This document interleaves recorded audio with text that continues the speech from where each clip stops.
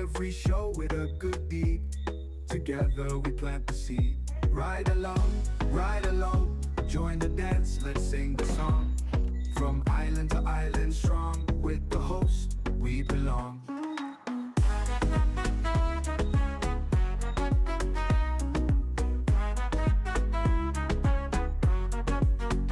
Energy high, heart so bright. Tune in, feel the light.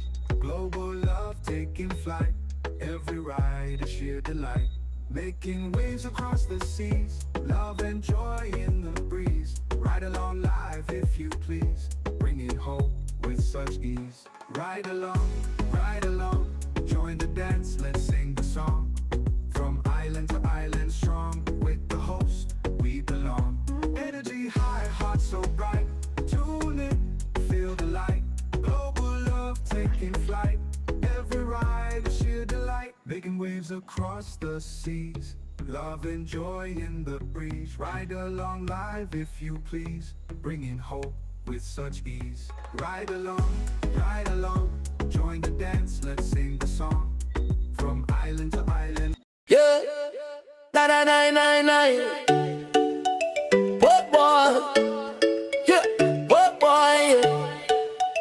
What boy?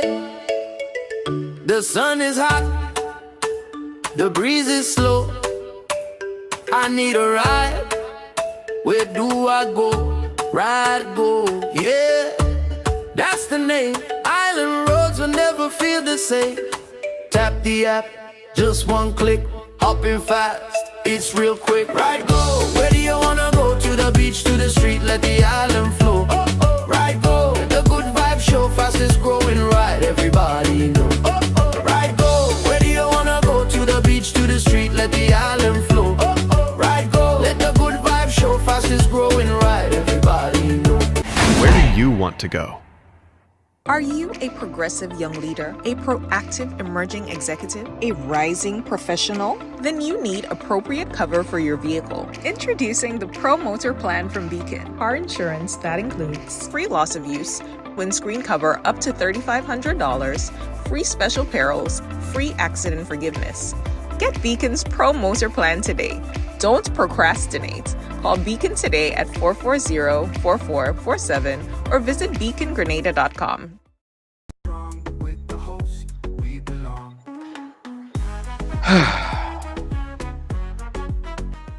Right along live, welcome to the ride. Welcome to Monday on the ride. Yeah, it's Monday. My favorite day of the week, right? Still here, still in the greens. How are you guys doing? And make sure my audio again is good because we're at our makeshift studio. And oftentimes we're moving stuff around, moving stuff from here, moving stuff from there. So we want to make sure that every time we come on, you guys could hear us properly. So if you could hear me properly, give me a quick thumbs up. A quick thumbs up. Yeah, just like that. Just put your thumbs up like this, right? Because today I want you guys to hear everything we're talking about. I want you guys to be a part of the conversation as always. I want you guys to tell me what you think, because today we're going to be talking to a statistician, right? On the ride, right? Just give me a thumbs up if you could hear me good, if you could see me good, everything is sounding good, everything is looking good on your end. Give me a quick thumbs up right now, right along live.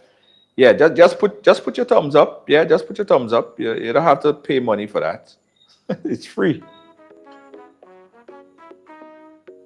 Hey, Jennifer, how you doing? Welcome to the ride. Nice. Give me a quick thumbs up, guys. Give me a quick thumbs up. Let me know if everything's sounding good on your end. Yeah, YouTube. Okay, YouTube hearing us good. Thank you, YouTube. Thank you so much for checking us out over there on YouTube. We appreciate you. Jennifer, how are you doing, Jennifer? Thank you so much. Lydia. Thank you so much, Lydia. We appreciate you as well. Nice, nice, nice. I think we're good to go. Yeah. Alice, how you doing? Good evening to you. So, Serafina Kwashi. Thank you, Serafina Kwashi. How you doing? Welcome to the ride. Thank you so much. Thank you so much. Good evening to you. Nice, nice, nice. All right, guys. So today we're going to be speaking with. I know you guys know who I have lined up on the program, but I want to give him his proper introduction, right? Right. My next guest, who's going to be joining us today, my guest that's going to be joining us today to talk about the numbers, because they say the numbers don't lie. He is Mr. Dr. Claudius Justine Pierre, right? He is a ILO trained and certified labor market statistician. So he knows about the numbers. And what we're seeing, guys, what we saw over the past couple weeks is the announcement of various general elections. St. Vincent and the Grenadine general election, that is going to be on the 27th of this month. And we just saw the announcement of St. Lucia's um, uh, election. That's going to be on the 1st of December, I believe. So election happening all over the place. Now, everybody, including myself, we do a little poll here because we want to see, we want to test the pulse of the people. We want to test the pulse of the people in Grenada. We want to test the pulse of the people in St. Vincent and the Grenadines, and of course, in St. Lucia. Now, my guess, that's what he do. That's him. He's a statistician, right? So he's been publishing polls for a very long time. He would also state that during the last general election in Grenada, his poll predicted that the now Deacon Mitchell-led administration will in fact be form the new government, which they did. So he has a track record of the numbers adding up, right? So he's going to be joining us today to talk about all of that. And also, you guys probably heard about the controversy back and forth about credentials, all of that stuff. We're going to talk a little bit about it, but it's not about that. It's about the numbers and all. Also, we're going to open up the phone lines to get your views as well. So let's welcome the man himself. He is, again, a ILO certified statistician and a whole lot more. Internationally recognized, one of the most accomplished expert in the labor market skill gap assessment. Dr. Pierre, how are you doing, sir? Good afternoon to you, sir. Ride along. Good afternoon to the fans, and good afternoon to the people. Good afternoon to all Grenadians. As I said, I'm from Grenada. I am also from the city of Fontenoy. I presently live in Toronto, and those who know of me, I am the director of research and business development of the Canadian firm of Dunn, Pierre, Barnett and Company Canada Limited. And in terms of my training and background, I have been in the field of statistics for a very long time. But basically labor statistics. So statistics is a wide field. So I specialize in labor statistics. However, what my goal in terms of my focus is into collecting labor market data. So, in terms of data on people, on the more or less what we call the geography of human beings. How human beings move, why they move, reasons for their move, the whole issue with migration. So why would you from Grenada or I from a village in Grenada leave from Grenada to live in Toronto? There must be some specific reason. So I kind of specialize in that. And as a result, what maybe made us a little famous is that because we conduct research. So we conduct a lot of research. When you go to a country, we will conduct research on the labor market, like the people, what skills they have, what type of occupations they have, all of that type of information. So we have been collecting this information for maybe over 20 years. So as a result, we have developed a large cadre of data. So as a firm, we have one of the largest database of Black Indigenous people of color anywhere in the world. So our database, it's just over maybe 130 terabytes. But we have but it's growing. So what we have done is that we have the ability now to get these large volume of data to make you know, write reports and collect data, and when we go to a country, for example, all of that data it comes to us. So, for example, every 26th of the month to the second, we scrape the database, the data of almost maybe almost 80 countries, all the statistics department, Ministry of Education, anything that is published, we scrape that and we put it into our database. And we as a firm, we have certain associates with us, so we work a lot with some of our counterparts in India. And you know that, for example, India is the epicenter of epicenter of statistics. So as a result, we have been doing this for a pretty long time, and we are very good at it. And Right. and but for example, we have done maybe about 80% of all of the labor market work in the region. Labor market needs assessments. We have done a lot of the labor market needs assessment and the labor market and the skills audit, the employer skills demand survey. So anything to do with skills or surveys, we have a good monopoly. So what also is important is that we have our own survey platform. The World Bank has a platform called Survey Solutions. So we have that type of survey that could reach. So the World Bank survey platform is over. The survey platform is over 140 countries. So by using their platform, we can have access to all type of data. Right. So we have a very, very good handle of what is going on, and we have an associates, for example, in what we will speak about further in terms of St. Vincent. How do we know, like for example, let's say in Grenada, for example, how do you know, let's say, who is an NDC or who is a NNP or who is a labor right or who is a NDPite? How do we know that? So there's specific skills, and this is where the whole issue of psephology comes in, the whole science of predicting that. And so for example, you may know that, for example, in 2020, during the pandemic, Right. there was something called contact tracing. Yes. Contact tracing. So you imagine that. So contact tracing now over the 5 years has gone maybe 100x. Okay, so now you could really, you can take data. Okay, and obviously you have to make sure that it's ethical and stuff, and kind of know the movement of people, because as long as they have a cell phone, we could really kind of have an idea of who they are. And that's what we do. We are in Toronto. We are a Black organization, so we collect data on the Black Indigenous people of color. Right. And that's who I am. And we have done. I mean, we're doing some work for the government of Guyana. We have done some work for the government of St. Lucia. We did the government of St. Lucia first labor market needs assessment. We completed one last year. We just conducted another study with the World Bank.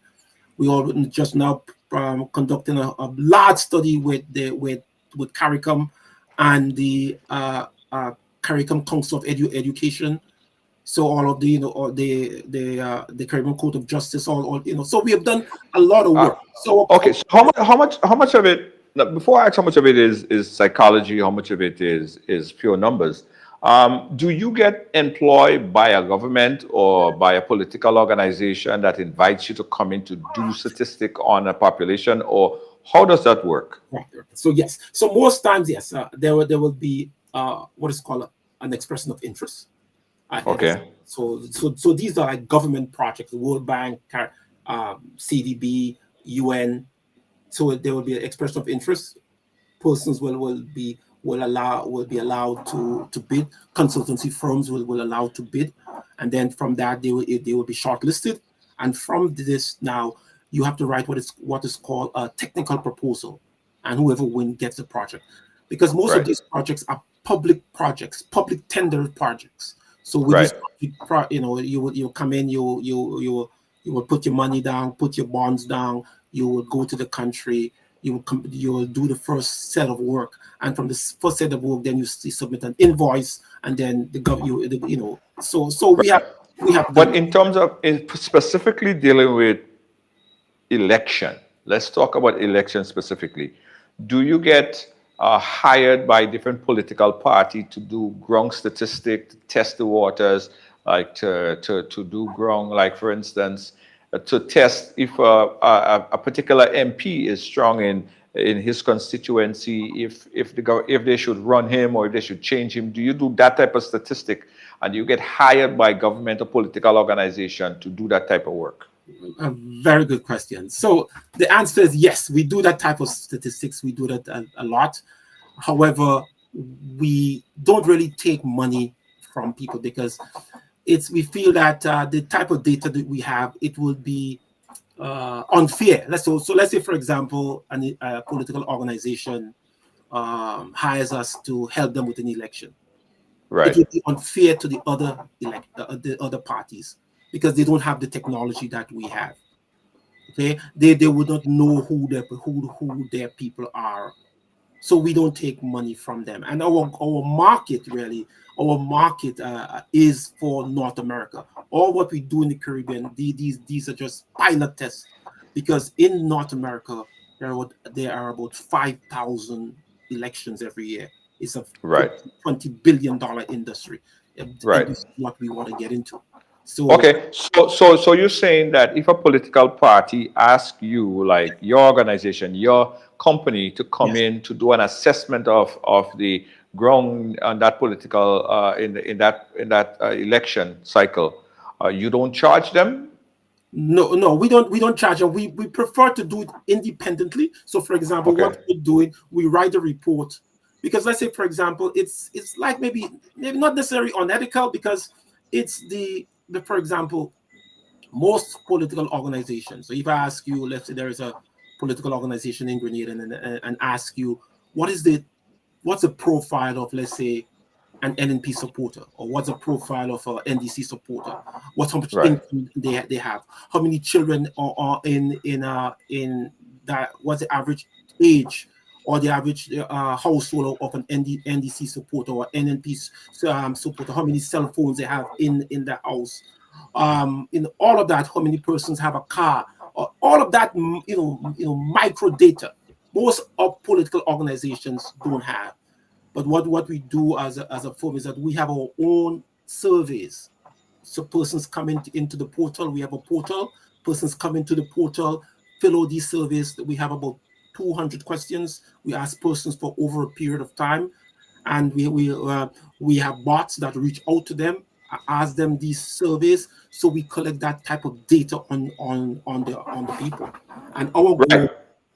I'm trying to understand um, about your funding source.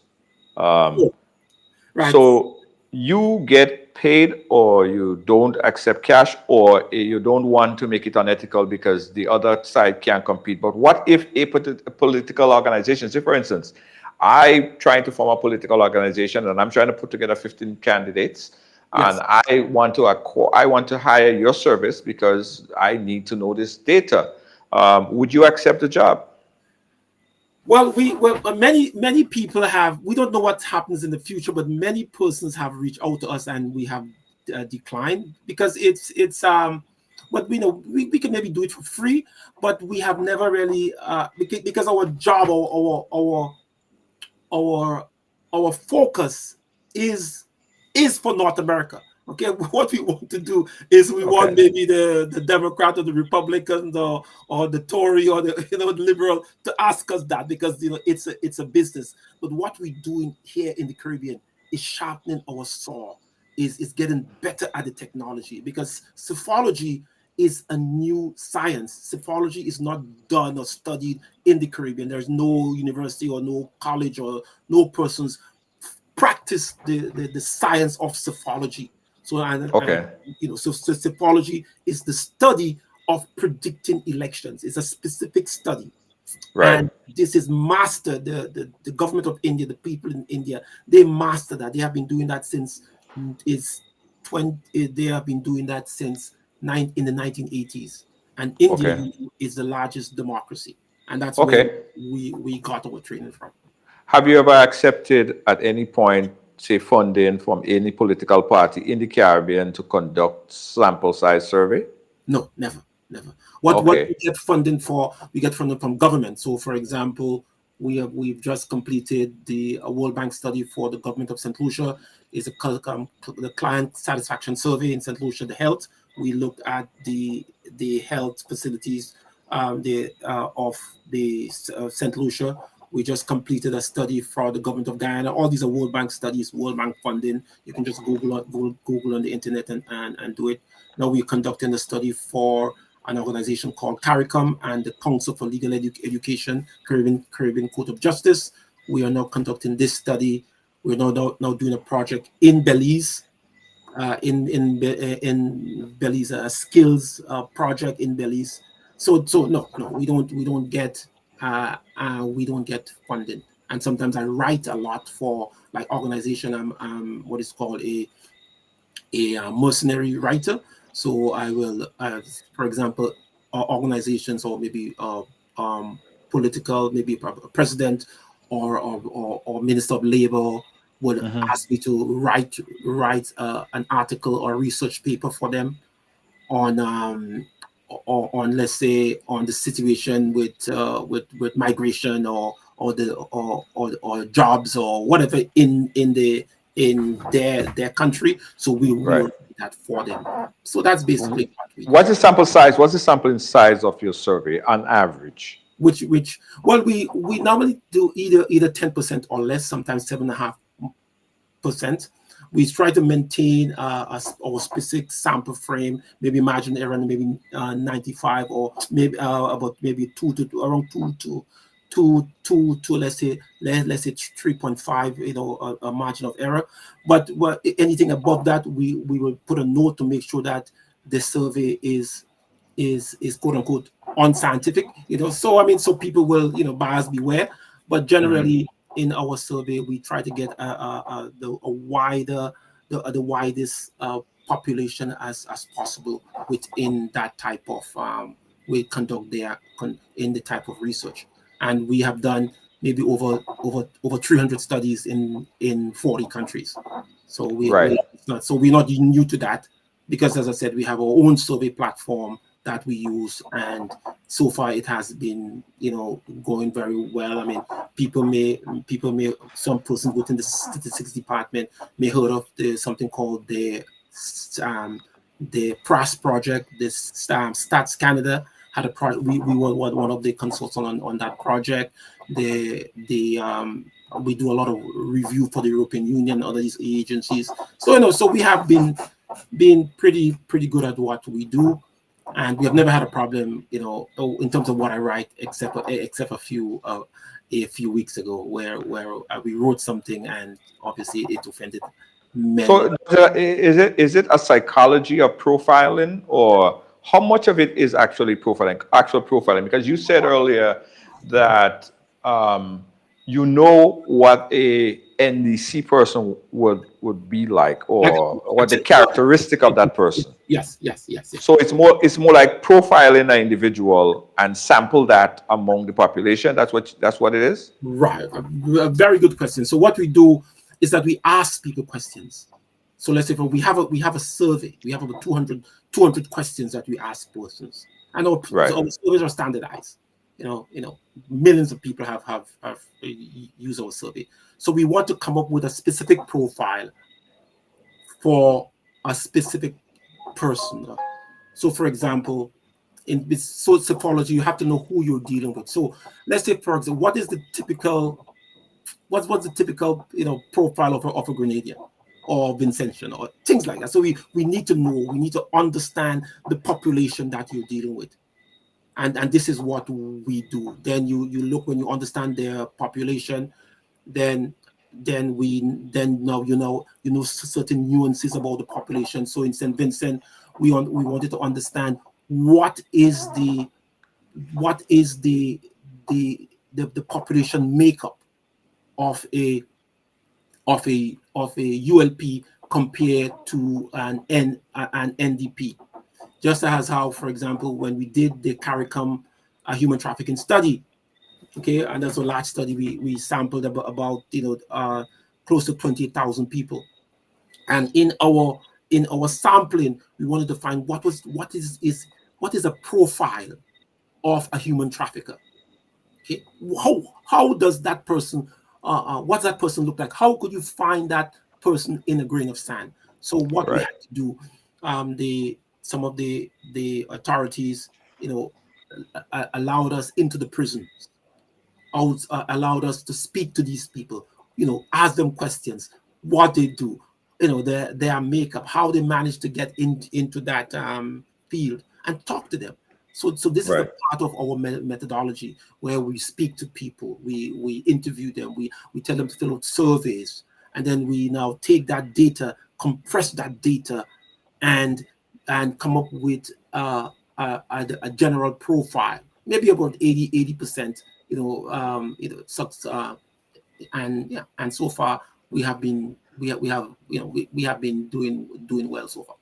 So I have a few questions. I want to ask about two of the recent surveys that you did. I know there was a publication that was posted in regards to Grenada and the four, I think you listed four MPs who might likely to lose their seat. We're going Right. to get to that and how the numbers crunch with that. You also spoke about the Prime Minister and his travels and the cost and all of how that is affecting him. But I want to speak specifically right now about St. Vincent and the Grenadines, because you did conduct a series of poll in St. Vincent and the Grenadines, and St. Vincent and the Grenadines right now is going through probably one of the tightest general election in history. Right, we have the ULP and the NDP. John Prince here in the chat is asking, Junior, could you kindly be precise in your question to him? What is the sample size you use in St. Vincent and the Grenadines when conducting a survey there, when you conducted that survey there? Right, very good, very good. So John Prince, we conducted this survey. We went to ground between October the 1st and on October 30th. We sampled on average about, in the 15 constituencies, we sampled about on average between 1 in 17 individuals in all of the constituencies. In certain cases, we had to oversample when the sample was smaller, and so total we sampled 2,402 persons. Let me just get the exact notes. So 2,402 persons we sampled, and what we found, for example, there are a lot of new ones. So we sampled in North Central Windward, well, all of the constituencies: Central Windward, North Windward, South Windward, East St. George, right down to the Grenadines. So we had a sample, and you may ask persons, people may ask you, well, how do you get these people? So it's very, very easy to get these people. For example, we obviously have the dates, the data from the statistics office, but also if you go on the election boundaries, the election office, all the names of everybody's there. So it's not like Grenada. Grenada has changed, after the election, but you can still go on St. Vincent. As in most other countries, you go on the database, you take that. But what is most important, we had a third party who can. We had, there is one of the organizations which assisted us.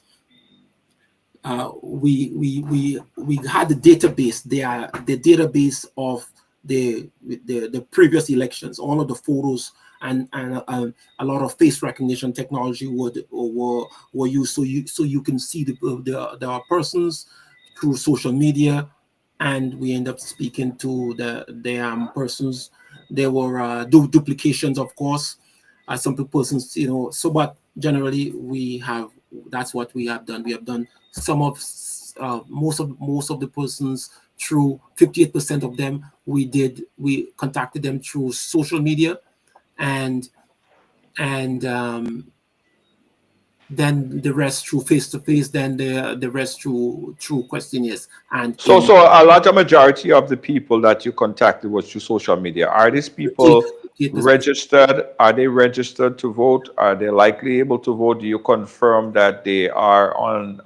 They went through that process, or do you verify that that information is accurate? Right. So in the what we have is we the survey had a questionnaire in it. We had a questionnaire. So in the questionnaire, for example, we asked persons like, what is your age group? What's your gender? Which constituency or parish do you from? What your employment status? We asked persons if they follow the elections.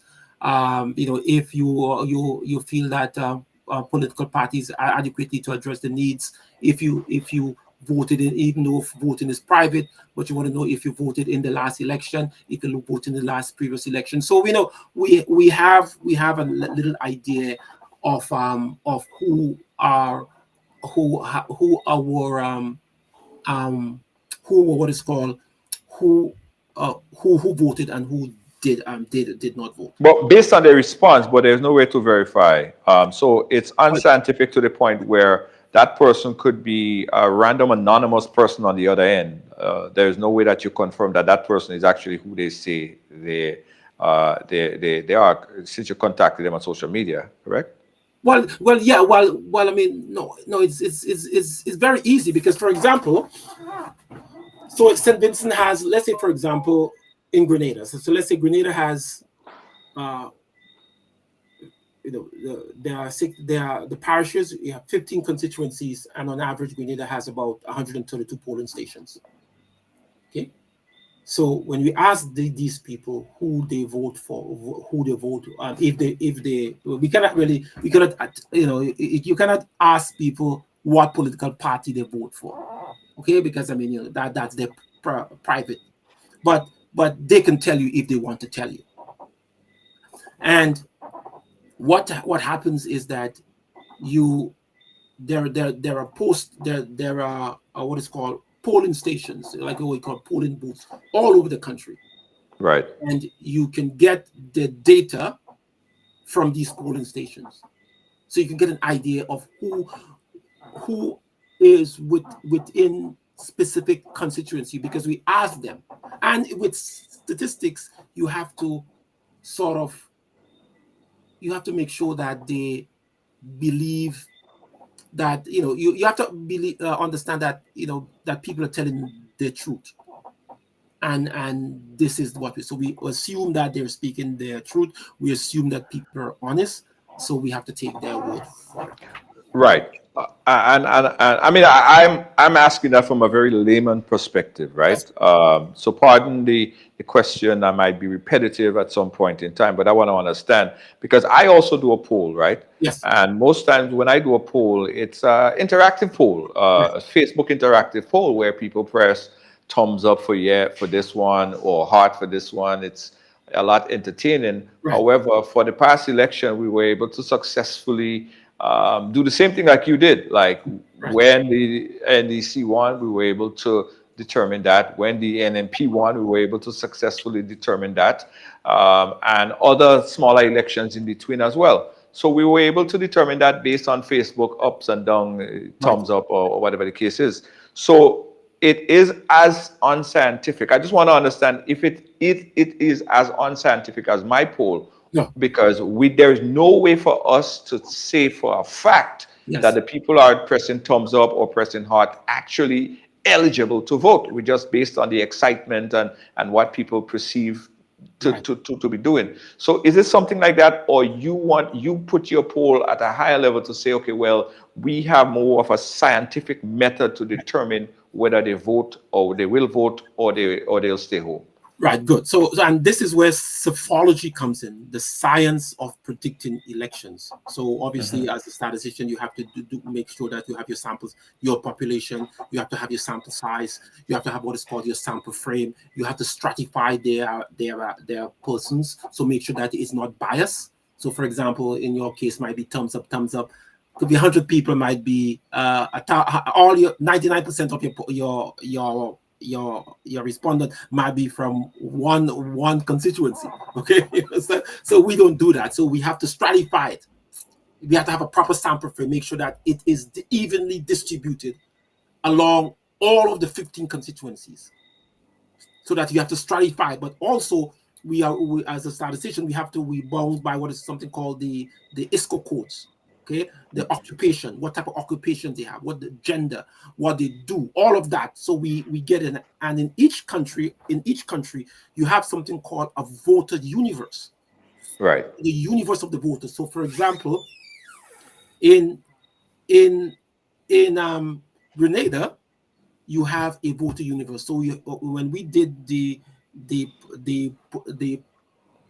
political they are polling in Grenada, we found that there are about 18 stratas of the universe, of the voter universe in Grenada. So you ask people where they're from, what they do, for example, who they like, if they like, let's say, if they like Innocent Belma, you know, you kind of know where that person is from. If they support the union, for example, a trade union, if they're so you kind of know where they're coming from. So these are the four, what is called the voter universe, and we now have to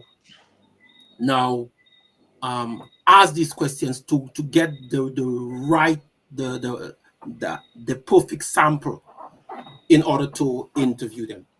Right. I want you to assess me.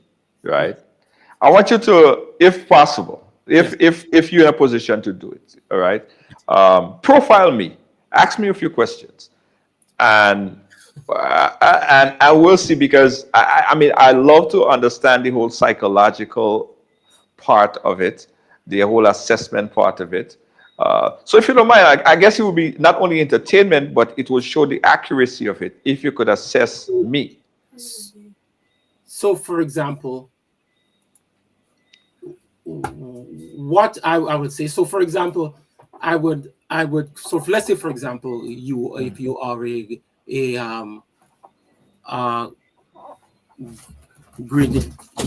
a Grenadian. I will ask you, for example, what geographical location you're from. What type of political affiliation?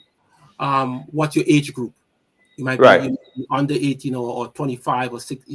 What's your gender?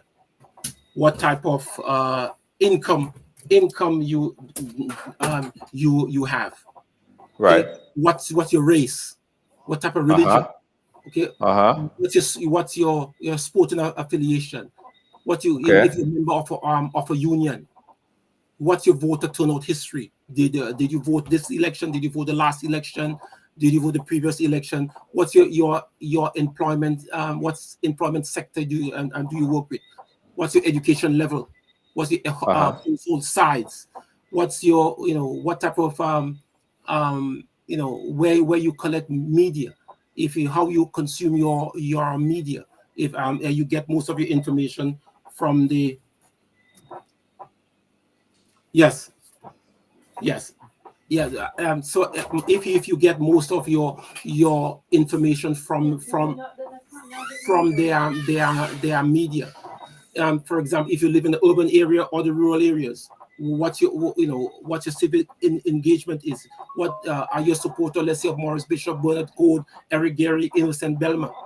So right there, stick up in there, right there. That's a lot of questions. Am I getting paid to answer all these questions? Are you paying these people to answer? Because if somebody called me randomly and asked me all these questions, I'd be like, I mean, for a large part, I'm thinking you're seeking too much information, and right there, I ain't want to give you all that information. So how do you keep people at least focus or attention span, I should say, that they actually providing information, or they're just not trying to get you off the phone. Oh, well, that's that. Well, first of all, they come into our portal. We invite them to our portal, and we ask them. I mean, we scientific. We have bots that will ask them the question, maybe 3-4 questions over a period of time, maybe 5 questions based on the character, on who they are, and then over a period of time, you find them answering 20, 30, 40, 50 questions, 200 questions 50 questions. over a period of time. Yes, yes. People are, Wow. yeah, it's not that difficult, and Wow. it's voluntary, and it's not that difficult. So as a result, we compile a lot of their data, and we'll be able to make informed decisions. I And see.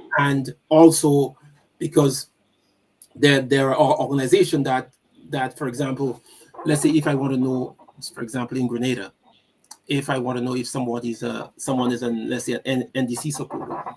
Right. So what I'll do is that I will harvest maybe 10, 20, 30, 40 videotapes, or crowd size the rally. I would have a face recognition software to, a third party, of course, can do that. Okay. But obviously there are ethical concerns and stuff in that. So Right. you can get a face recognition software. You can recognize, put the face through the software, and you can follow them on social media. So if you see someone in a rally, okay, Uh-huh. jumping up for the prime minister, or jumping up for the opposition leader, or whoever, you could have an idea what that person affiliation is with, maybe over maybe a 90% probability. Wow. And Okay. That to me is that to this me. is you, How much of it is invasion of privacy to do all of that stuff, to have facial well, recognition software, identify people? yes. I mean, a lot of persons. So for example, there are organizations that you can hire, that or you have third parties that provide these type of information. Provide these Okay. information, and they're not bound by in some of these are in Pakistan, some of these are in India, some of these are in different countries. That's it. So people are now is like what you call contact tracing. The same, Oh, the same technology. So for example, there's the technology. There's an organization called Bellingcat that one of these organizations can provide data on every mountain in the world. Every mountain, there's a database. Every shoreline in the world. All of these things are, in a database. Every mm, every cell phone towers in the world, every router, all of these things. There's just data, right. and the Interesting. world is getting more and more scientific. And L- this is all. That's how the whole idea of psephology comes in. The whole science of.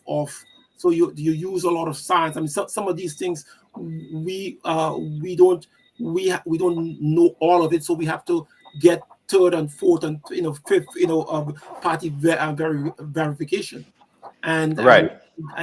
this is what it is. So it is not and we will we will write the report, and when we write the report, what we'll also do is to verify, get a report, and when you write the report, we will give it to the client or the person who is most affected.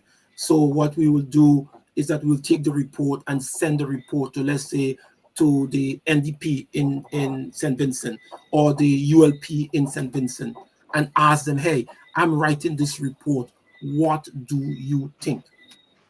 Mm, So in that case, we send the report, we met with some persons from the NDP. We also met some persons from the ULP. We spoke to the Prime Minister of St. Vincent, about the report, and they have a lot of questions. It's new technology. Where you get this information? How do you know this is right? How do you know this is right? This I don't like this. That doesn't make me look favorable. Okay, Right. all of that. I mean, it's to them it looks very.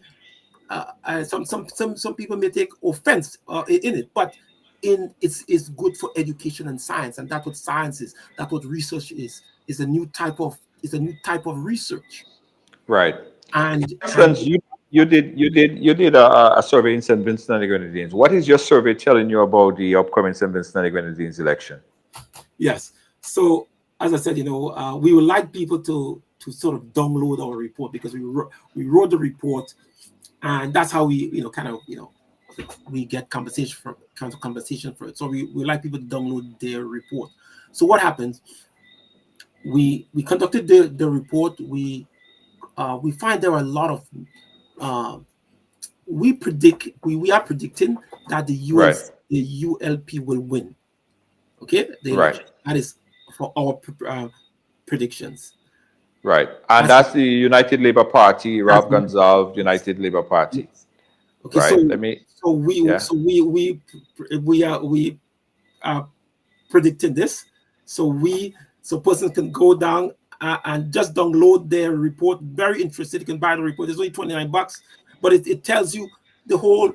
So this study is the first psychological study ever conducted on an election in this English-speaking Caribbean. So what we are doing. So we believe that the ULP will win. Why? For a couple of reasons. One of the main reasons is that 83% of ULP voters say that they will continue to vote the way they voted last election, and the way they voted in the previous elections. 83%, compared to 73% of people within the NDP. So that's one of the hypotheses we have. Second of all, we found that in what we look at something called the confidence level. Okay, so the confidence level, how confident the persons within the constituencies are. Okay, and what we found, for example, that we look at the 9 constituencies, and what we see in the 9 constituencies. So we look at something called, we applied what is called a Markov models on it.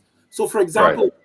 in North Central Windward, we have the highest level of confidence. Okay, it's at 3.5%. Okay, the 78% of the persons within this constituency say that they will vote for the prime minister. That is not, that is Mr. Dr. Gonzalez constituencies. And what Yes. we are seeing 4 constituencies: North Central Leeward, 69% confidence level; North Windward, ULP again, 73% confidence level. Okay, and we also see that in the Grenadines, Northern Grenadines, for the prime minister, for the opposition leader, a 72% confidence level.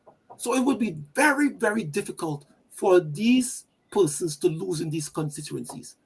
So we have East St. George, we have South Central Windward, we have North Windward, we have Central Leeward, Northern Central Leeward. These are very strong constituencies, and we believe that these persons will also support their ULP. And another reasons why we say that they would win is because the gender dynamics. Okay, 68% of women say that tend to support their ULP. But however, compared to 46% of men within the urban areas, what we've seen within the urban areas, 51% of persons within the urban areas, what they tend to support the NDP. And this is where the challenge comes in, because you have the 38% of the population, the largest percentage of youth between 18 and 35, they are headstrong in supporting the NDP. Okay, so the high percentage of them, 50 something percent of them, will support their ULP. So what we believe is that this would be a very, very, very tight race, okay, against Right. gender and women from the north, against youth and persons who are either unemployed or underemployed in the city. Right. Right. Okay? But how does that contrast what you see on the ground contrast to what social media is saying? Because I did also read an article from you that said that the NDP is crushing it on social media. Yes, yes. Why is that disparity? Social media is saying one thing and the ground is saying something different. Yeah. So from our data, from our analytics, what we so the similar to what the prediction we made with the in 2022 when we did the analysis for the NDC in Grenada, we found that, just look at it, the NDC in terms of amount of minutes you consume watching an ad. So in in the in the 2022 elections, Right. the general population consume about 255,000 minutes of NDC ads compared to 119 of NNP ads. So there was like total like night and day. Right. So therefore, so scientifically, you can you can say, well, hey, maybe they're most likely that the NDC would win, based on just the amount of ads the amount of time they spend consuming. And in 2022, the likes. So there's an analytics called like and share percentage. So if I like something, I may share it. So in 2022, the NDC like to share is in like to share ratio was at 73% compared to like 54% with the NNP. So I mean, so there were so the NDC was very, they were very great on the social media. So what we see now in St. Vincent and the Grenadines is like same thing, night and day.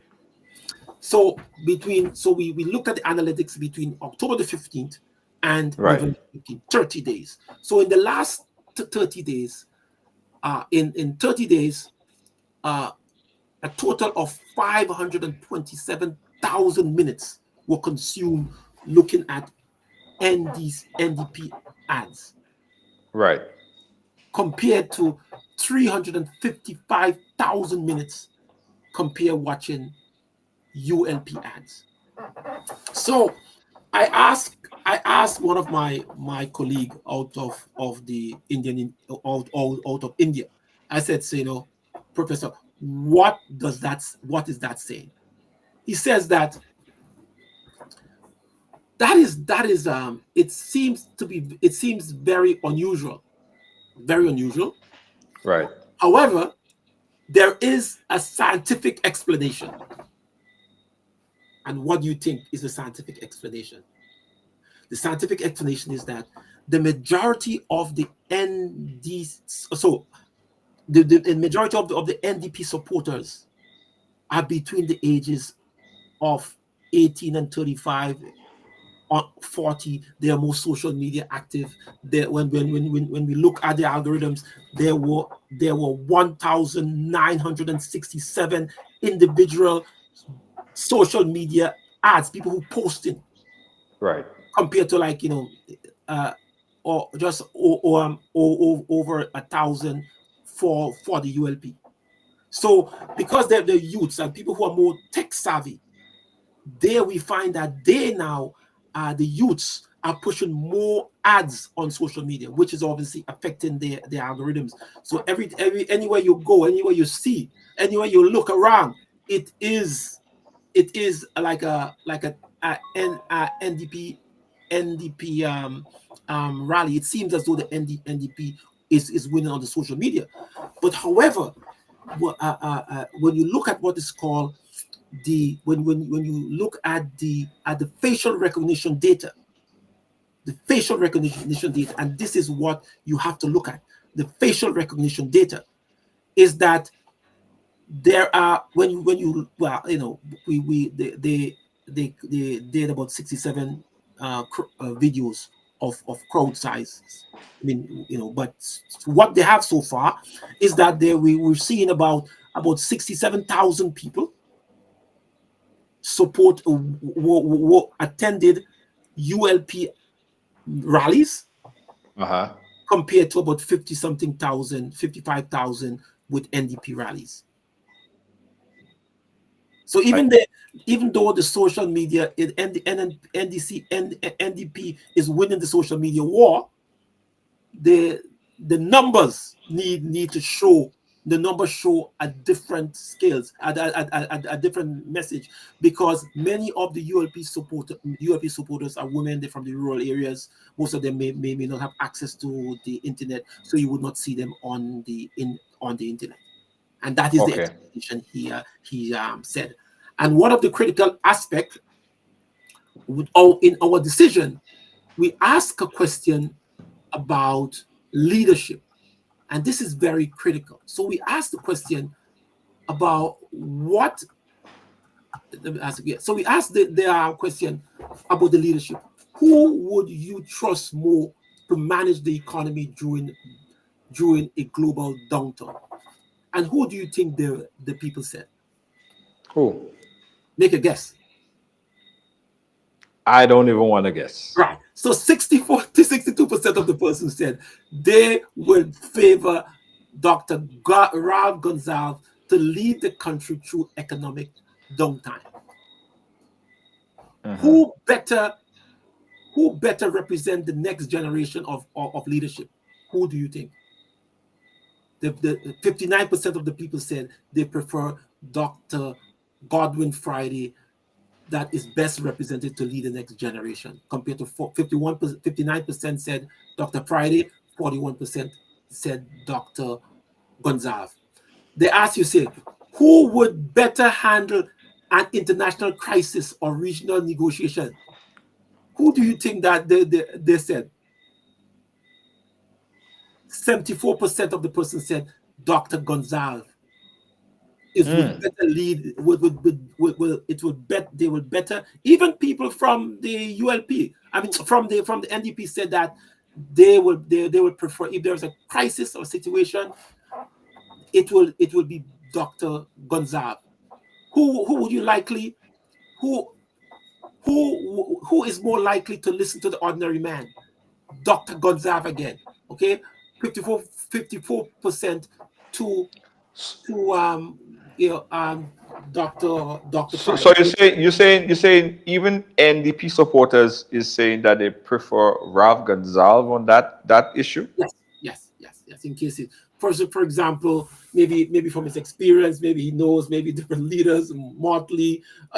These are opinion surveys. Okay, these are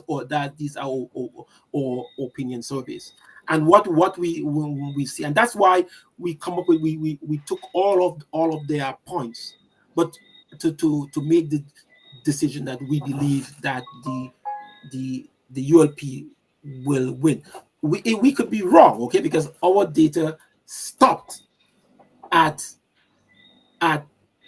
October 30th, and what Okay. we look at if you look at the other data, there is just a spike in social media and election every week, every day there is a rally, 2 rallies on the weekend. So it's just really hectic, and Right. this is good.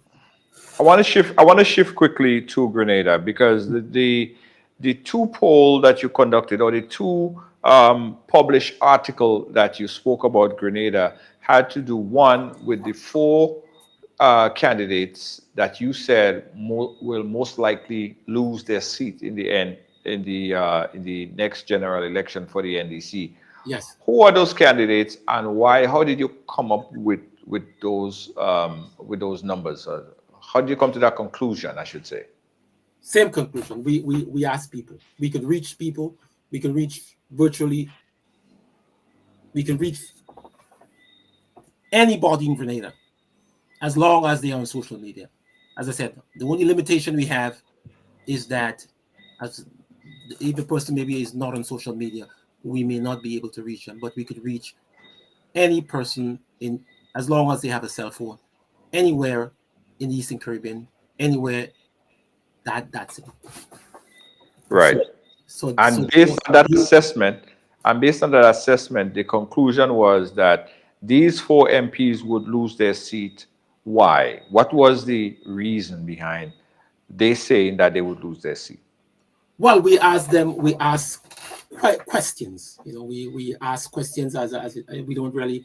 All the questions we have are standardized. So we have standardized questions. We ask persons how they feel, and also what you see in Grenada, for example.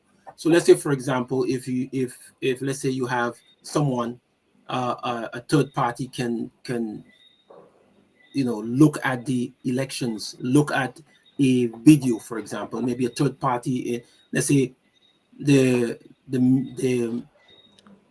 an organization, you can get the analytics and you can reach out to people.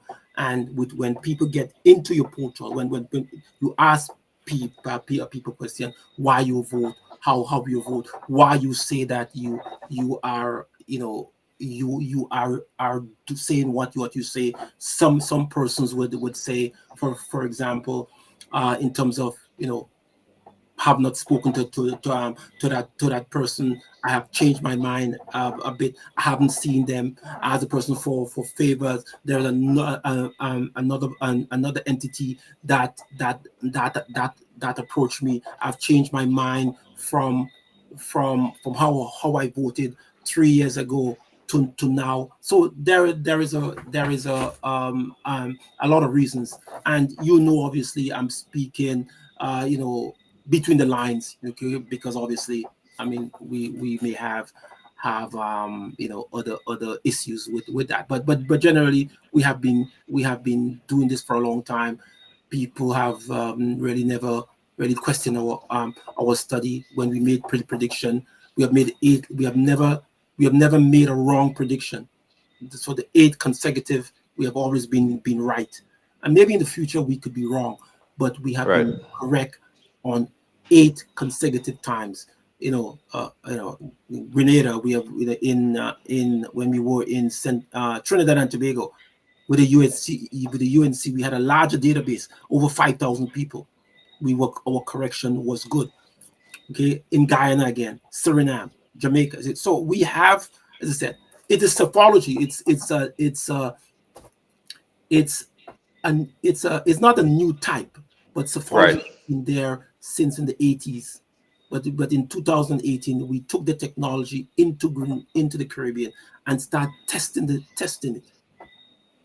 and start testing it, and based on our conclusion, as I said, things could change because we took it at a specific time period, and sometimes things could change, and so, for example, so I have NDC friends, I have NNP friends.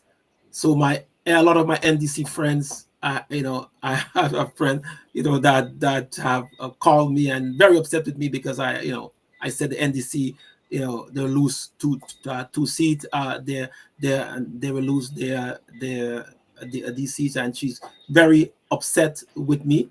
Okay, and but however, we persons, I have some friends who are from the NNP, and said, Right. why are you doing this? You're giving the NDC, you're a closeted NDC supporter. You're giving the NDC information that the NDC could take and use to their benefit. You should never do that. You should never, present your paper like that. But sometimes, as I said, I've never voted in Grenada. I don't have an interest in that. I'm not affiliated with any political organization. Okay, Okay, anyone can call me.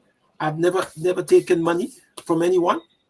Okay, once I have, I was, trying to kind of help, you know, but but I something that I like, but I do it for free because I'm patriotic. Right. Elections is the most important activity any citizen can do. It's a Right. known idea, and what we want to do is to make sure that elections are done. The people are aware of the things that are available to them, Right. and this is basically Who what who we. was who was the four candidates? And if you could just quickly, I But know we're running kind of low on I time. think that I wrote it in an article. Okay, I cannot really kind of recall them, but as I said, we wrote it, and we based on our data, we ask people, and then we do statistics, and no one has ever questioned our findings. No one Right. has questioned our science, and we have done. Over 40 countries we have done that, and no one has ever questioned our. You also said in one of your articles that the now Prime Minister and the fact that he travels so much is an indicator that it's a negative impact on the political party. The Prime Minister then responded, I don't know if he was directed to you or others, but he said to the extent that a lot of the travels that him and a lot of his ministers Right. do, they are basically sponsored travels. Yes. Right. So how do you respond to that? Where did you get that information from initially to publish it? Or do you still stand by that, or you want to make any correction to that statement? Well, I said the statement I wrote at the time, so they're publicly available information. And what we have done is that we have conducted the research on the information that we collected. Okay, and what happened during the month of October, what we have looked, in terms of our analytics, we found that people were concerned, especially about the what is called about the situation with the radar. So a lot of the population were very concerned about, well, they were scared. They don't know what will happen, if they will lose the visa, if the children will be affected. And what we saw from the social media feed was over like 20 something thousand people had, from the social page. We managed maybe about 39 social media pages. So I mean we, as I said, these things are not, so, and about 21,000 people expressed concern about their leader. They want him home because remember he's the one that guides them, and Right. that's how this came up. But does that validate the information though? Because he's saying that your information is flawed, because when most of his MPs, his ministers, and him travel, when he travels specifically, it is not funded by the state. Was your information inaccurate or not properly researched? How did you get that information? That's a very good question. Okay, so when we well, as I said, when we conduct a study, okay, anytime we conduct any study whatsoever, okay, let's say we post a study, we write a study, we do not publish it like that. We have certain standards. We have to verify the information. Was that information verified? Well, I mean, I just say that I think you could read between the lines. So we ask persons, so hey, I'm right. What we have a third party. What do you think? What do you think? Okay, and Right. because we don't know everything, and that's the Right. challenge. No, no, I understand. I understand. I'm trying to get it. Asking people how they feel about a certain situation and verifying factual information is two separate and different things. Right. One, people are obviously concerned that the radar at Point Celine, whether you support the government or don't support the government, might feel a way about it, right? Uh, Yes. but the question of excess travel in extent of $6 million when the prime minister is saying, oh, it's not so, because a lot of the times when he and his ministers travel, it is paid for by the requested country. So is that information, or was that information properly researched? Well, as I said, that maybe if somebody did an audit, maybe the specificity of the information would be there. I don't have the capacity to do an audit. I'm not persons within the Ministry of Finance. I do not know the inner workings of the government, or what I know is that we have what is called we use a lot of publicly available information. Okay, and obviously there is something called the Gazette, there is something called a press release, there is a lot of information. If I, for example, if I travel anywhere I travel, there is a database that house you travel. As long as I have maybe a US visa, as long as I have a passport, all that data is stored somewhere. I mean, I think you kind of get it on the where I don't want to be explicit, okay, Right. to quote unquote let the cat out of the bag, but in terms of data, it's Right. the data is data. It has to do with data. Everybody has an audit trail, No, and I understand that. I just wanted to make sure. I just wanted not, to see if you wanted to revise that statement, opportunity to say, okay, well, we probably did not properly revise before we do the article, or if you still stand by that statement, because the Prime Minister did respond. So yeah, well, the Prime Minister respond. I mean, I appreciate that the Prime Minister respond. As you know, that I wrote the Prime Minister a letter telling him, thank him for his response, and we also realized that many of his supporters felt better, because the nation was panicking. The nation was panicking. People did not know what would have happened, and we were happy that the Prime Minister responded to in an interview. I realized one of the same lady, now she's not talking to me, I guess, but she sent the article to me when they recording that the Prime Minister made their record that they said that I think the Prime Minister said that most of the travels are sponsored by a third, like the receiving organization. That's what he said. I mean, and he's a Prime Minister. We love him. We are he's our leader. If he says so, what I can say, I cannot say anything unless it's verified, maybe through an audit or something Do you still stand by that statement? well, as I said, I think that you can read between the lines. No, I could read between the lines. I just want to know yes or no if you stand by it. You could read between Okay. the lines. Yes. Oh, okay. As All I right. said, my goal is not to create enmity. My goal is to conduct research. I mean, my global goal is so that these organizations, these things in Grenada, all these research could be done in Grenada. We can have maybe 1,000 people, 5,000 people doing this. Is an emergent field, data analytics in India. Sometimes 5, 6, 10,000 people working within. This is a new industry, and this is getting more and more popular. So instead of us, relying on tourism and the issues of tourism and skills, let us get different industries, and this could be a potential industry for Grenada. And as a Right. patriot of Grenada, I agree. and a supporter of the Prime Minister and all the Prime Ministers, I want to make our country proud. I'm patriotic because I'm not doing this thing for I do this thing for free. I'm not, so I'm like very patriotic because I don't get any money whatsoever.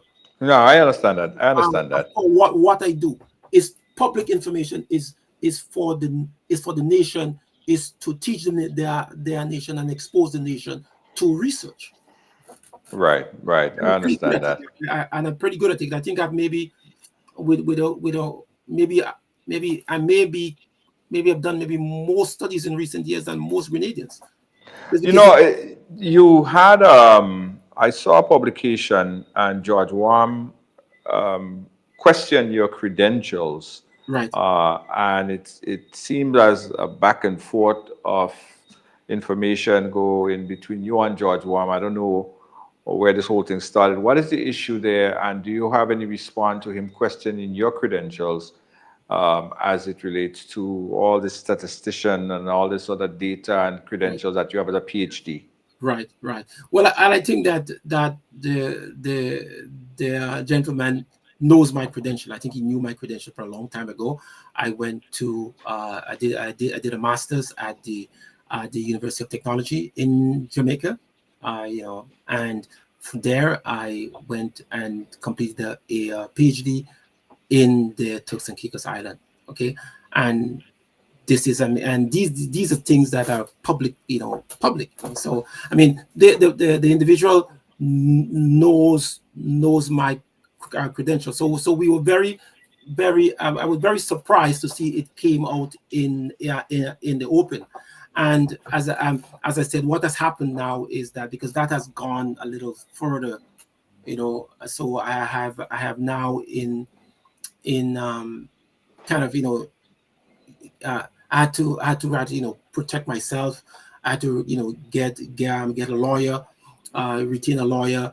The university itself, in terms of the defamation, the university also have to now, protect itself to get a lawyer. So this is a little, this is like it was not called for, because I have never had my work questioned.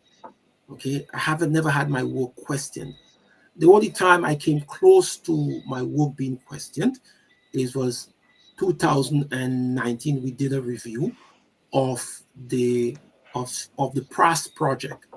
That's the government of Canada gave an organization like maybe $19 million to do, and then we had to do a review of it. And our reviews were not in likeness with the organization.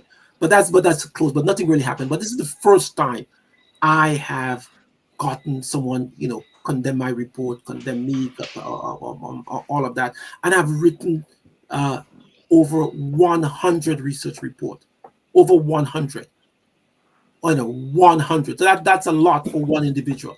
But I will specialize my research into maybe 3 areas. I don't do a lot. I don't know a lot.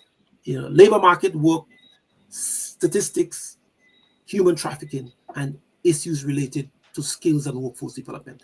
These are the 4 Right. areas, and sometimes, and as I said, the geography of human beings.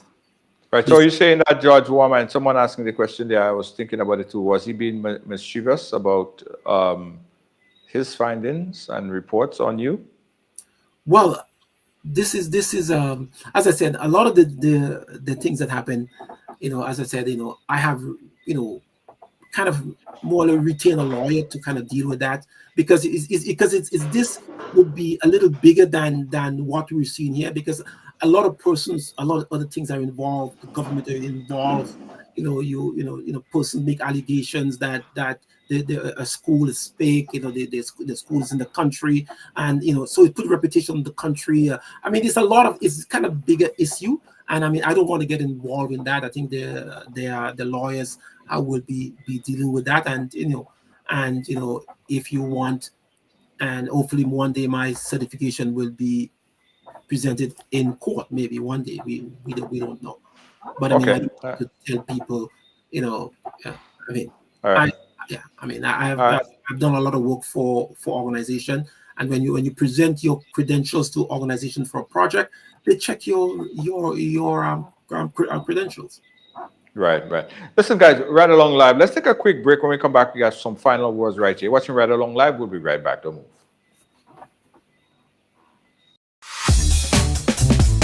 Hi, I want $10 on Playway, $20 backup on Pick 3, and cash for each, please. Okay, are you adding multi-X to your bet? Yes, multi-X, all of them. Smart! Best value bet. backup.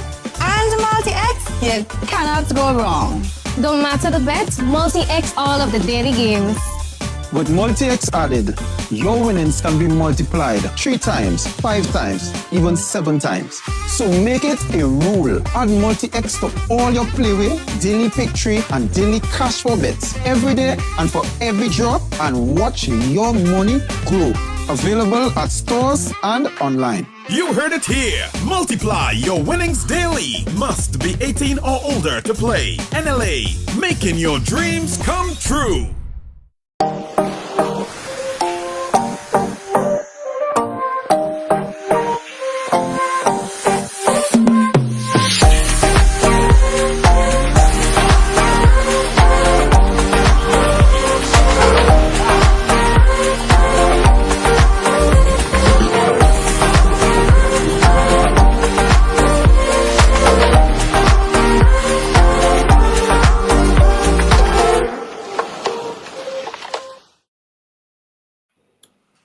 Right along, once again, thank you and welcome back to the ride. We got some closing wrap-up words here. Mr. Pierre, Dr. Pierre, thank you so much for joining us, going through all these things here.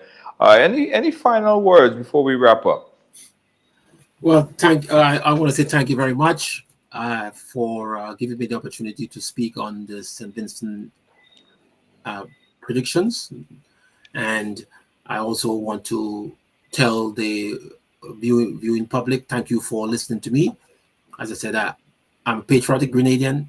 I have no beef. I've never voted in Grenada for any political party. I have no interest in taking sides.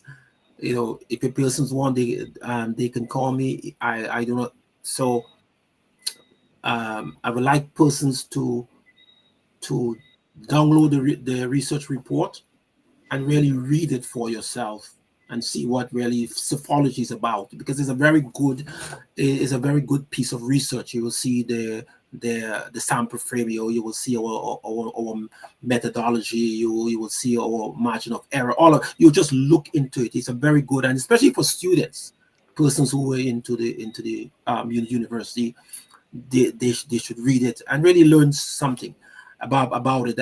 And as to St. Vincent, I want the best party win, even though I made the predictions as of October 30th. Things can happen in 27 days. We have no control over it.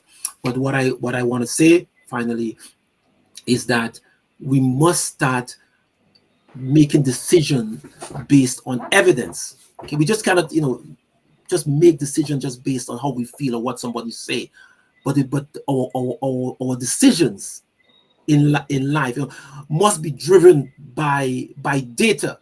The OECS last year I did a project for the OECS. Is called more or less as a part of the World Bank data for decision making. So we have to learn to make decisions. Use data to make decisions, and my prayer is that we in Grenada start using data to make decisions.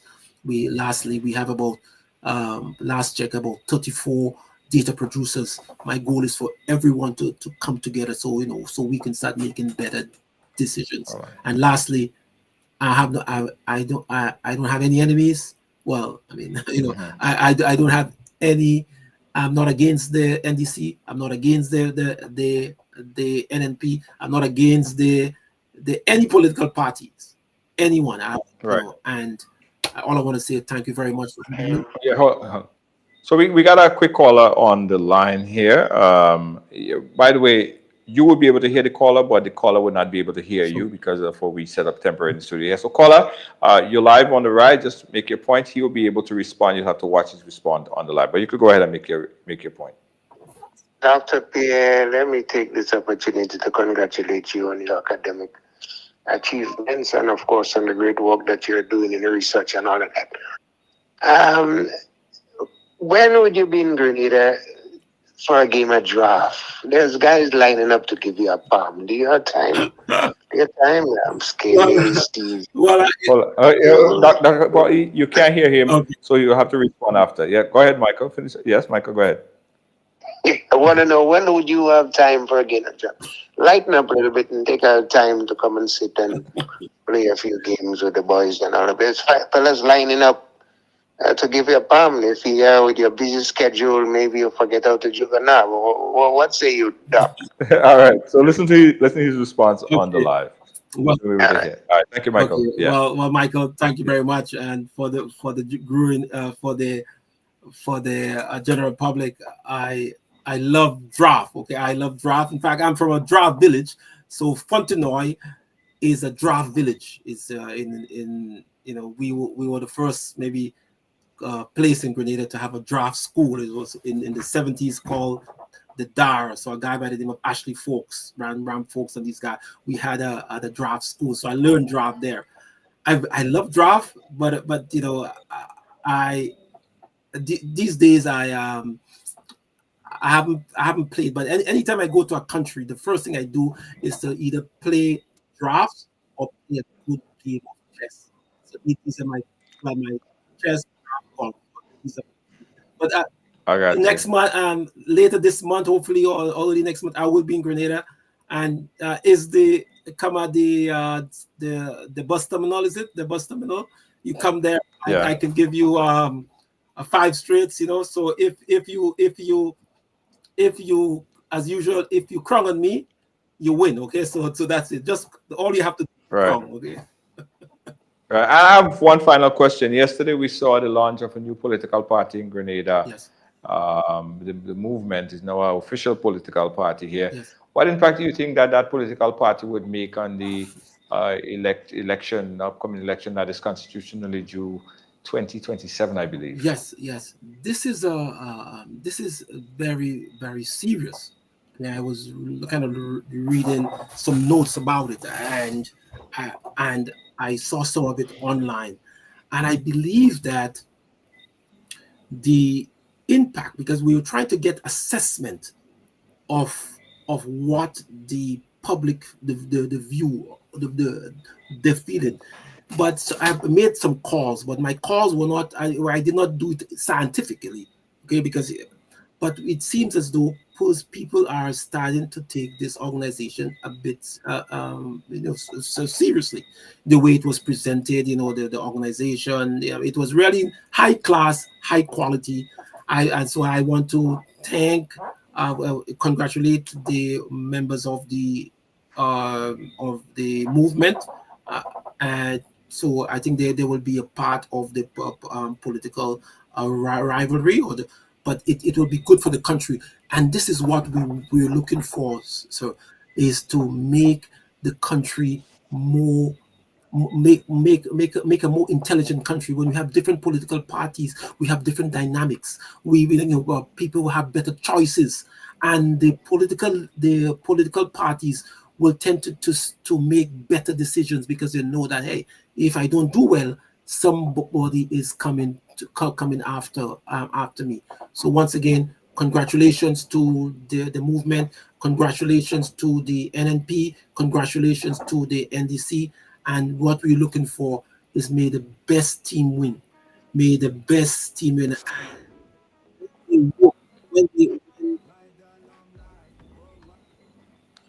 All right. I think the NDC should call election in late 2027. Sorry, late 2026. Okay, it just as our prediction was that the NNP should have conducted election between February 22nd and March the 5th of 2022. Okay, going beyond that was too risky. However, for the NDC, it's just from basically our computer models.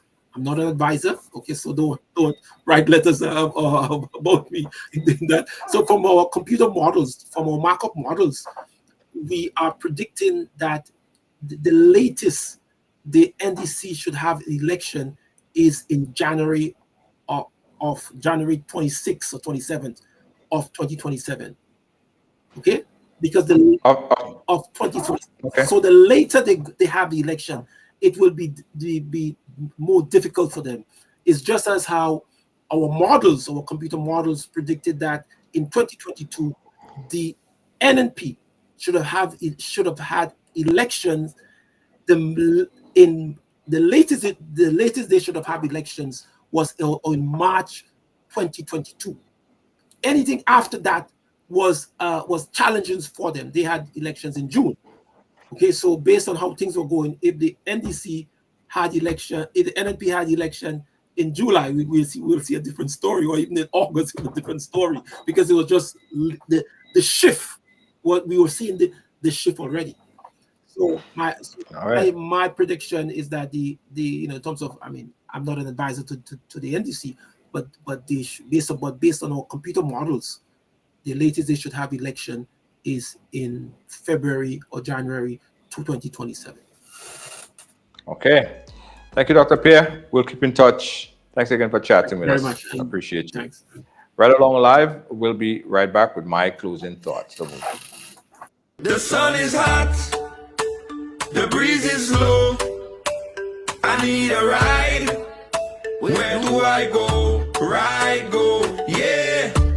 That's the name. Island roads will never feel the same. Tap the app, just one click, hopping fast. It's real quick, right? Go where you wanna go, to the beach, to the street, let the island flow. Right, go, let the good vibes show. Fastest growing ride, everybody know. Tuk-tuk now available on Ride Go. Book now. Hi, I want $10 on Playway, $20 backup on Pick 3, and cash for each, please. Okay, are you adding multi-X to your bet? Yes, multi-X, all of them. Smart! Best value bet. Backup and multi-X? You cannot go wrong. Don't matter the bet, multi-X all of the daily games. With multi-X added, your winnings can be multiplied 3 times, 5 times, even 7 times. So make it a rule. Add multi-X to all your Playway, daily pick 3, and daily cash for bets every day and for every drop, and watch your money grow. Available at stores and online. You heard it here. Multiply your winnings daily. Must be 18 or older to play. NLA, making your dreams come true.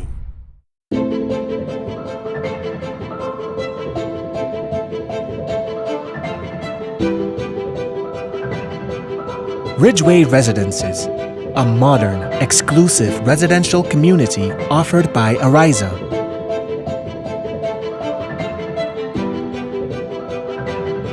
Purchase one of our completely built houses or let us build for you by simply choosing your lot, choosing your home design from our selection, and let us do the rest. Owning a home does not have to be a frustrating process.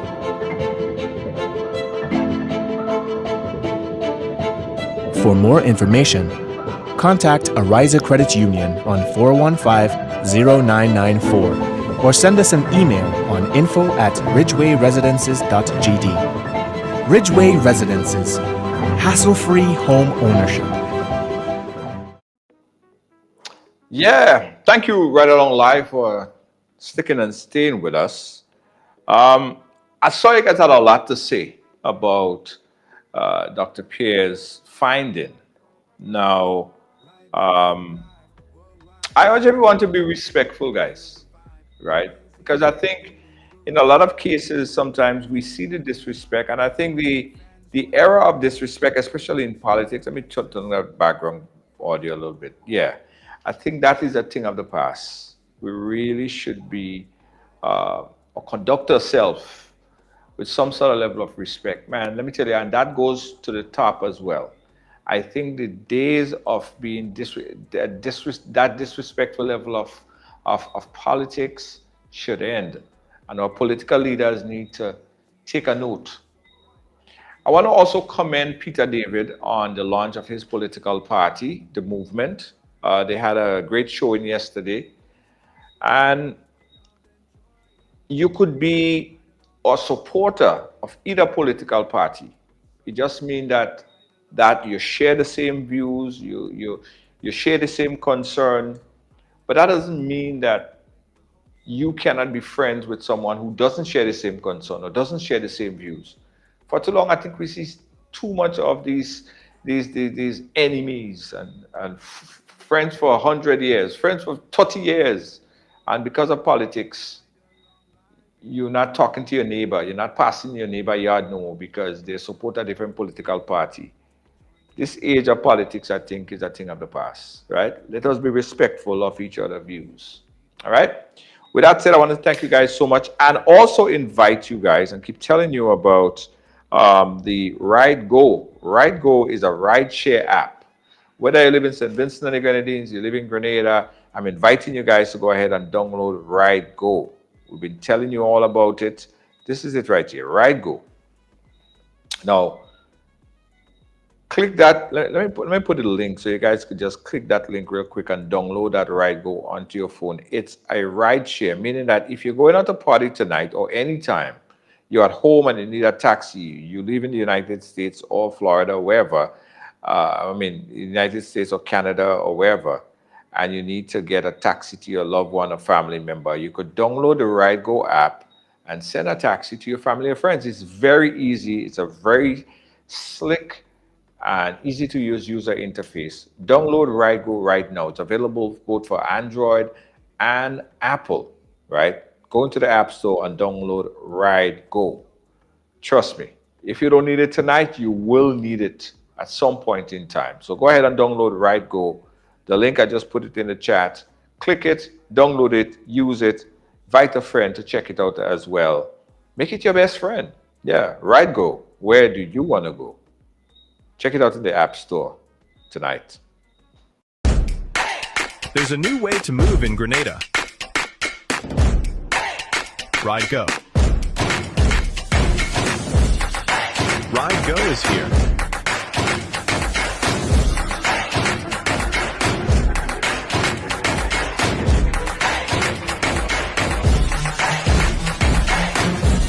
Ride Go. Where do you want to go?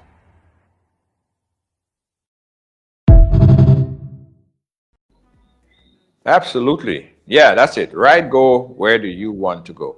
Catch you guys again tomorrow, guys. On behalf of all of our production team here at Ride Along Live, we say good night, good night, good night, good night. See you guys tomorrow. Peace out.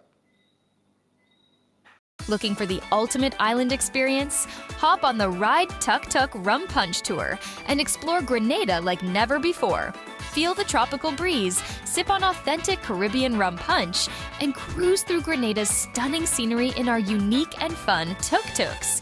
It's the perfect blend of adventure and island flavor. Book your unforgettable tour now at ride.gd or call 473-422-1011. Don't just see Grenada, experience it with Ride Tuk Tuk Rum Punch Tours today.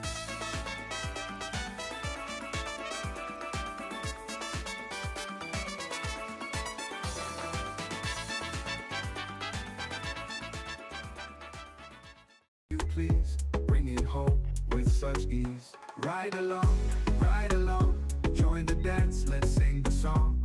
From island to island, strong with the host, we belong. Energy high, heart so bright. Tune in, feel the light. Global love taking flight. Every ride is sheer delight. Making way.